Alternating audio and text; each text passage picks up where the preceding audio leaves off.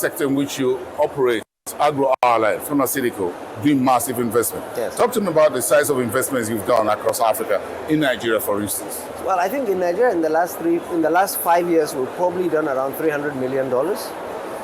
When you look at the food value chain, we invest in from fertilizer to agrochemicals, to rice, to vegetable oil, to seasoning cubes. We have fishing trawlers that do deep sea fishing, but at the same time, we have fish farms and poultry farms. We're actually targeting the real Nigerian as opposed to Nigeria as a country, because we provide the essentials for livelihood. We provide those fundamental basics that allows people to wake up at night with a nutritious, affordable item in their stomach and hit the road to make things happen for them. So we'll continue to invest in Nigeria. Our population growth rate makes it very exciting. The consumption habits of Nigeria makes it extremely exciting. And available capital at an affordable rate similar to what Afro-Exim is giving us, and some of the Nigerian banks who have been very supportive, means the future is just unbelievable. When you look at exchange rates, inflation across the continent, not just in Nigeria, but a few other demographics on the continent, where do you see opportunities that you also need to tap? Nigeria, 200 million people, 250 million.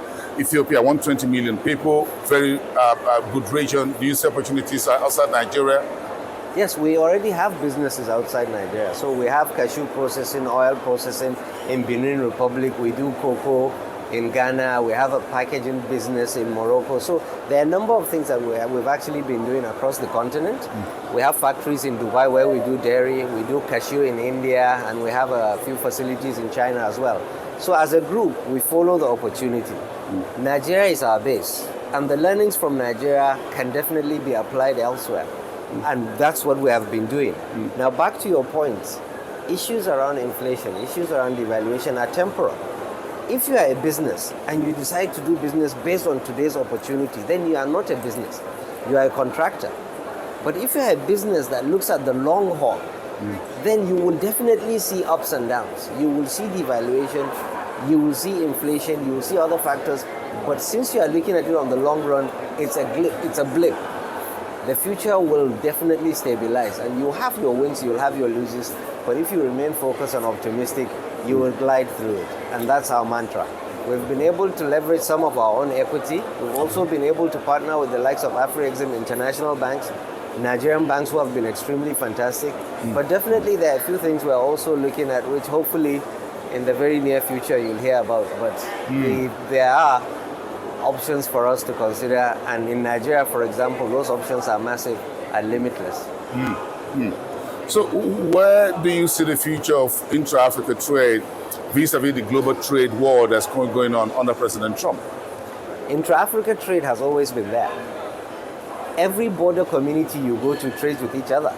You can't tell the difference between a Nigerian Lagosian and somebody from Semekrake in Benin Republic. You can't tell the difference from a person in Katsina and somebody else in Maradi on the Niger side of the equation. They trade and they interact. What is happening now is trying to formalize that informal trade. People intermarry. People exchange ideas. People trade. Yes, we do. So when we say, oh, what do you see about intra-Africa trade expanding? Africans are trading. Yeah. It's just that in some across instances, the Trans-Sahara, it is not fair. Yeah. So the question is, how do we get an Africa fair trade arrangement where there's a semblance of win-win? If I'm producing in Nigeria and somebody is importing and smuggling from one of the neighboring countries, it is still trade, but it's not fair. So what we're trying to do is to find a fairness equation into the mix and hopefully get it going.